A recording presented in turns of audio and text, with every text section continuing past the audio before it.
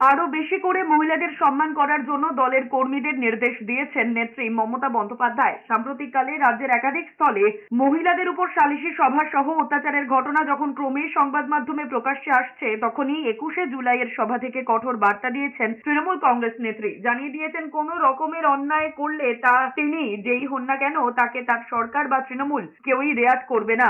এইসব ক্ষেত্রে যেখানেই অভিযোগ এসেছে গ্রেফতার করা হয়েছে। জানিয়ে দিয়ে মুখ্যমন্ত্রী বলেছেন, কারো বিরুদ্ধে কোন রকম অভিযোগ এলে দল বা রং বা নেতা না দেখে গ্রেফতার করার জন্য কঠোরতম ব্যবস্থা নেওয়ার জন্য নির্দেশ দেওয়া হয়েছে। এরপরেই কেন একথা বলেছেন বোঝাতে গিয়ে মুখ্যমন্ত্রী বলেছেন, লোভী নয়, মানুষের বন্ধু হতে হবে। আর সে বন্ধুত্বটা যে সামাজিক বন্ধুত্ব, তাও 21শে জুলাইয়ের মঞ্চ থেকে স্পষ্ট করে দিয়েছেন তৃণমূল কংগ্রেস নেত্রী। অন্যায় করলে আপনারা দেখেছেন আমি তৃণমূল কংগ্রেসকেও ছাড়ি না, তৃণমূল কংগ্রেসকেও গ্রেপ্তার করি। অন্যায় করবেন না, অন্যায় সহ্যও করবেন না, মা বোনেদের সম্মান দেবেন। এখন থেকে কোনো অভিযোগ যেন কারো বিরুদ্ধে দল না পায়।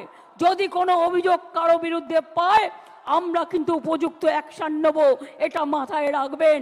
আমি চাই আপনারা গরিব থাকুন, মানে যা আছে ঘরে সেটা খেয়ে বেঁচে থাকুন, আমার লোভ করবার দরকার নয়।